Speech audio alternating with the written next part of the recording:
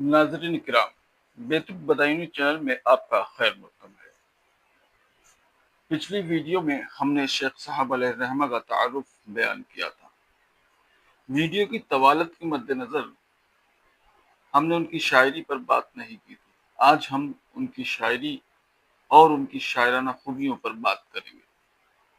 حضرت شیخ اسید الحق قادری قدس سرہ العزیز کے تعلق سے بہت کم لوگ جانتے ہیں کہ حضرت شیخ کو پروردگار نے شعر کہنے کی صلاحیت سے بھی نوازا تھا۔ یہ اور بات ہے کہ اپنی شاعرانہ طبیعت کے باوجود آپ شعر بہت کم کہتے تھے۔ انہوں نے شاعری کو اپنا مشغلہ نہیں بنایا۔ ان کا جو کلام موجود ہے اس سے اندازہ ہوتا ہے کہ اگر وہ شاعری کرتے اور شاعری کو اپنا مشغلہ بناتے تو ان کے ہم عصروں میں ان جیسا شاعر کا ملنا محال تھا، مگر ان کا جو کلام موجود ہے وہ بڑے بڑے نعت نگاروں کے کلیات پر بھاری ہے۔ ان کے تعلق سے ایک اور بات بتاتا چلوں، انہوں نے جو بھی کلام لکھا ہے یا کہا ہے وہ دوران طالب علمی ہی کہا ہے۔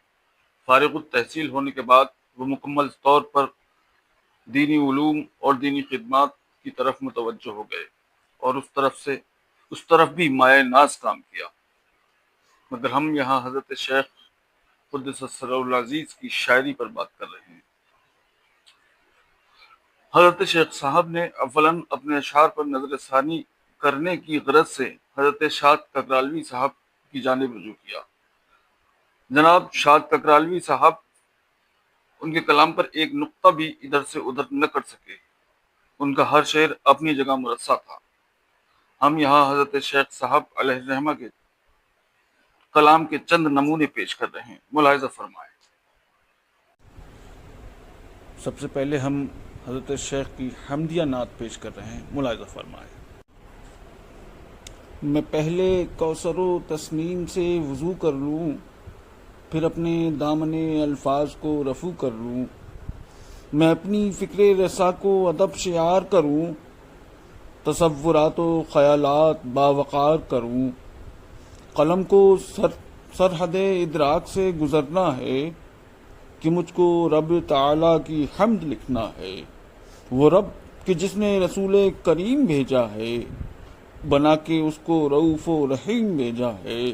رسول وہ جو رسولوں کا تاجدار ہوا، وہ جس کا ذکر دوائے دل فگار ہوا۔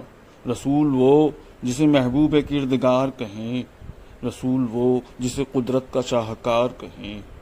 بہار گلشن جنت اسی کے صدقے میں، نگار خانہ قدرت اسی کے صدقے میں، بنائے قصر ولایت اسی کے صدقے میں، کھلا ہے باب شفاعت اسی کے صدقے میں۔ وہ جس کا مصحف رخ پرتو صفات ہوا، وہی تو پردہ کشائے تجلیات ہوا۔ وہ جس کی گرد سواری ہے کہکشان فلک، وہ جس کے تابع فرما ہے قدسیان فلک، وہ جس کے لب سے گلابوں نے نازکی پائی، سحر نے جس کے تبسم سے روشنی پائی۔ اسی رسول کے خالق کی حمد لکھتا ہوں، میں اپنی زیست کے خاکے میں رنگ بھرتا ہوں، میں اپنی زیست کے خاکے میں رنگ بھرتا ہوں۔